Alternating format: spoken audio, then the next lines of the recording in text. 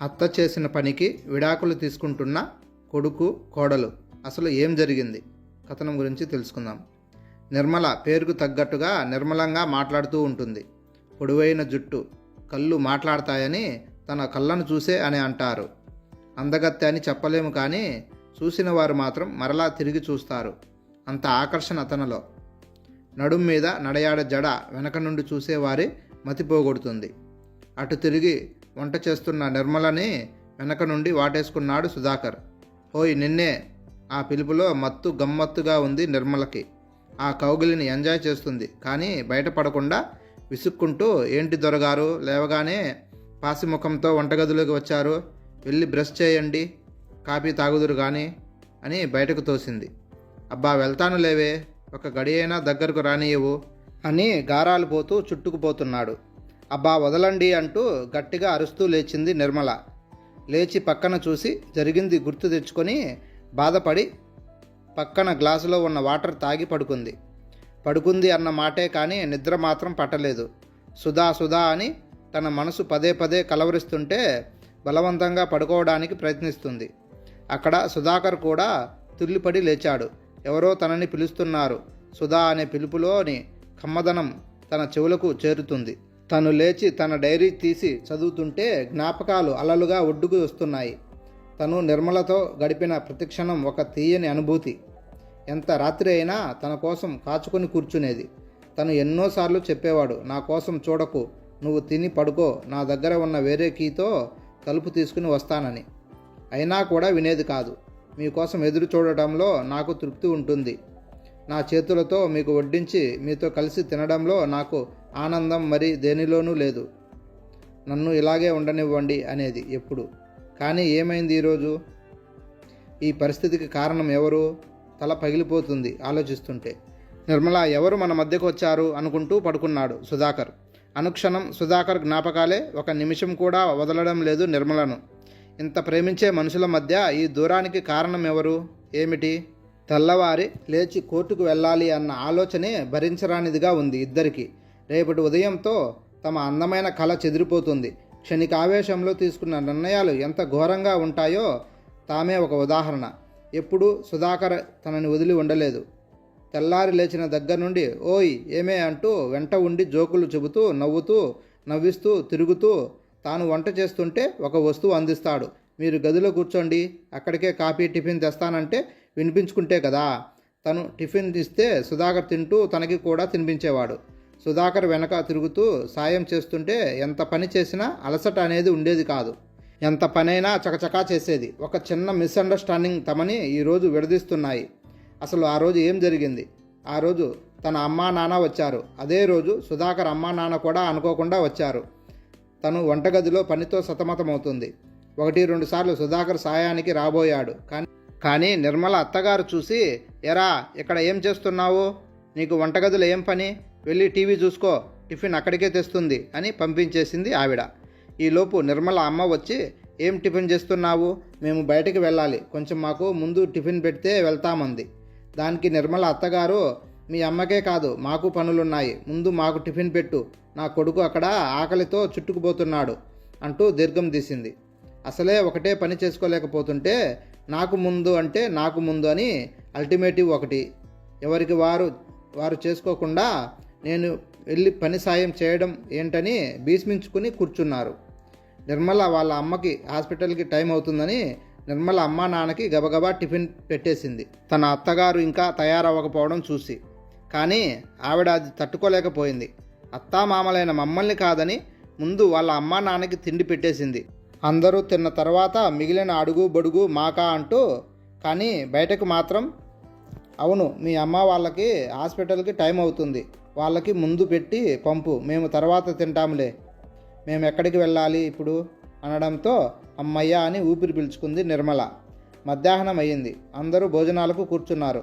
తమతో పాటు భోజనంకి కూర్చున్న వియ్యపురాలిని చూసి ముఖం మార్చుకుంది సుధాకర్ వాళ్ళ అమ్మ.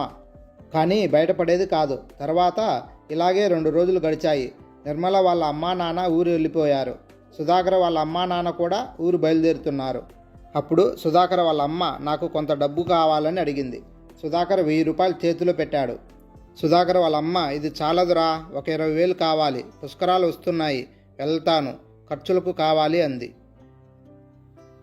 దానికి సుధాకర్, చూశావు కదమ్మా ఈ నెల ఎంత ఖర్చు అయిందో, నీకు ఏమి లోటు, నాన్న సంపాదన అంతా మీకే కదా, బాధ్యతలు కూడా లేవు, ఉన్నది 2 పల్లెటూరులో, మీకు ఖర్చులే ఉంటాయి. నాన్న ఆఫీస్ టైంలోనే కాక ఎక్స్ట్రా వర్క్ కూడా చేస్తారు. గవర్నమెంట్ జాబ్ చేసే నాన్నకి 2 చేతుల సంపాదన. ఇంకా నన్ను అడిగితే ఎలా చెప్పు, ఈ నెల ఖర్చు కూడా ఎక్కువ అయ్యాయి. దానితో సుధాకర్ వాళ్ళమ్మ, అంటే మేము మీ ఇంటికి వచ్చి తింటున్నామని అంటున్నావా, మీ అత్తగారు వాళ్ళు కూడా వచ్చి తిన్నారు కదా అని కోడలను చురచుర చూసింది. దానికి సుధాకర్, అదేమిటమ్మా అలా అంటావు, ఇప్పుడు మీరు వచ్చి తిన్నారని ఎవరన్నారు, ఈ నెల ఖర్చు ఎక్కువైంది, నా దగ్గర అంత మనీ లేదు, కావాలంటే మళ్ళీ నెల ఇస్తానని చెప్తున్నాను అంతే అన్నాడు. సుధాకర్ అమ్మ, ఇప్పుడు పుష్కరాలకు వెళ్తాను, డబ్బు ఇమ్మంటే మళ్ళీ నెల ఇస్తావంటావేమిటి అని గొడవ పెట్టుకుంది.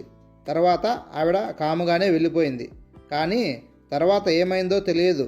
సుధాకర్ ఇన్నాళ్ళలా నిర్మల చుట్టూ తిరగడం తగ్గించాడు. ఏమడిగినా ఇక్కడ మీ అమ్మా నాన్న ఇచ్చిన మూటలు లేవు అనడం మొదలుపెట్టాడు. ఆ తర్వాత పండగకు అత్తగారి ఊరు వెళితే తనని పలకరించడానికి వచ్చిన ఊరు వాళ్ళు, మీ అమ్మా నాన్న మీ ఇంట్లోనే ఉంటారంట కదా, మరి మీ నాన్న ఉద్యోగానికి ఇబ్బంది కాదా, అలా కూతురింటికి వచ్చి ఉంటే మీ అన్నయ్య మీ అమ్మా నాన్నని చూడడా అంటూ ఆరాలు తీస్తుంటే అవాక్కైంది నిర్మల. తర్వాత నుండి మరీ మారిపోయాడు సుధాకర్. రోజు రోజుకు దేనికో ఒకదానికి గొడవ పెట్టుకోవడం మొదలుపెట్టాడు. ఆ గొడవ చిలికి చిలికి గాలి వానలా మారి సుధాకర్ నిర్మల మధ్య దూరానికి దారి తీసింది. ఇప్పుడు సుధాకర్కి నిర్మల అంటే కోపం, తన సంపాదనంతా పుట్టింటి వారికి పెట్టేస్తుందని. రాను రాను పరిస్థితి ఎలా తయారైందంటే నిర్మల ఏ పని చేసినా అందులో తప్పులు వెతికి నిర్మలను వేధించేవాడు సుధాకర్. ఒకరోజు అవసరమై డబ్బులు అడిగిన నిర్మలతో, మీ అమ్మా నాన్న వచ్చి తినేస్తుంటే డబ్బులు ఎక్కడి నుంచి వస్తాయి, వెళ్ళి మీ నాన్నని 1,00,000 రూపాయలు అడిగి తీసుకురాపో అంటూ కోపంగా వెళ్ళిపోయాడు. దానితో బొమ్మలా నిలబడిపోయింది నిర్మల. ఆ తర్వాత, ఇదేంటి ఇలా అంటున్నారు, 2 రోజులు ఉండి వెళ్ళిపోయినందుకు ఇన్ని మాటలా, అయినా డబ్బు అవసరమైతే మా నాన్నని అడిగి ఎలాగో తెచ్చేదానిని, కానీ మీ అమ్మా నాన్న తిన్నారు కదా అందుకే డబ్బు అడిగితే అంటున్నారేంటి అని చాలా బాధపడింది. అది మొదలు మీ ఇంటి నుంచి డబ్బు తెమ్మని రోజూ గొడవ పెట్టుకునేవాడు. ఏ వస్తువు కావాలన్నా మీ ఇంటి నుంచి తెమ్మనడం అలవాటుగా మారిపోయింది సుధాకర్కు. అలా రాను రాను ఆ గొడవలు విడాకులు తీసుకోవడం వరకు దారి తీసి నిర్మల పుట్టింటికి వచ్చేసింది. ఇక ప్రస్తుతానికి వస్తే రేపు కోర్టులో హీరింగ్ ఉంది. ఇక్కడ సుధాకర్, అక్కడ నిర్మలకు రాత్రంతా నిద్ర లేక ఒకరి గురించి ఒకరు తలుచుకుని బాధపడుతున్నారు. సుధాకర్ 2 రోజుల నుండి జ్వరంతో బాధపడుతున్నా పట్టించుకునేవారు లేరు. దానితో ఒంటరితనంతో ఉన్న సుధాకర్కి నిర్మల విలువ తెలిసి వచ్చింది. సుధాకర్ మళ్ళీ గతంలోకి వెళ్ళాడు. ఒకసారి ఇలాగే సుధాకర్కి ఒళ్ళు తెలియని జ్వరం వచ్చింది. ఆ నీరసంలో వస్తుండగా బైక్ స్లిప్ అయ్యి రోడ్డు మీద పడిపోయాడు. ఆ తర్వాత ఎలాగో స్నేహితుల సహాయంతో ఇంటికి చేరిన వారం రోజులు మూసిన కన్ను తెరవలేకపోయాడు. ఆ వారం రోజులు నిర్మల సరిగ్గా తిండి కూడా తినక తనకు సేవలు చేసింది. అది చూసిన ఫ్రెండ్స్, నువ్వు చాలా అదృష్టవంతుడివిరా, నిర్మల లాంటి భార్య దొరికింది, ఒకటే చేసుకోలేకపోతుందని మీ అమ్మగారికి ఫోన్ చేస్తే ఇప్పుడు రావడానికి అవదు, వాళ్ళ ఆవిడని చూసుకోమని చెప్పండి అని చెప్పి పెట్టేసింది ఆవిడ అని చెప్పారు. ఇప్పుడు కూడా ఒంటరిగా జ్వరంతో బాధపడుతూ ఒకసారి రమ్మని అడిగితే అమ్మ ఏమంటుందో గుర్తు వచ్చి మనసంతా బాధతో నిండిపోయింది. నన్ను రమ్మంటావేమిట్రా, నిన్ను చూసుకుంటుందనే కదా నీకు పెళ్లి చేశాను, నువ్వేమో గొడవ పెట్టుకొని విడాకుల దాకా వెళ్ళావు, నేను ఎంతకాలం నీ దగ్గరుండి చేస్తాను, నాకు ఇల్లు సంసారం ఉంది, నువ్వంటే మీ ఆవిడని వదిలేశావు, కానీ మీ నాన్న నన్ను అలా వదిలేయలేరు, నేను లేకపోతే ఒక రోజు కూడా ఉండలేరు మీ నాన్న, నాకు రావడం అవదు, ఏ హాస్పిటల్లోనో జాయిన్ అయితే అంతా వాళ్ళే చూసుకుంటారు అంటున్న తల్లి మాటలకు బిత్తరపోయాడు సుధాకర్. అప్పుడు తెలిసింది నిర్మల విలువ. తల్లి అంటే ప్రేమకు ప్రతిరూపం అంటారు, కానీ ఏ తల్లి కూడా పెళ్ళైన కొడుకును పట్టించుకోదని అనుభవపూర్వకంగా తెలిసి వచ్చింది సుధాకర్కి. దానితో సుధాకర్ ఒక నిర్ణయానికి వచ్చి నిశ్చింతగా నిద్రపోయాడు.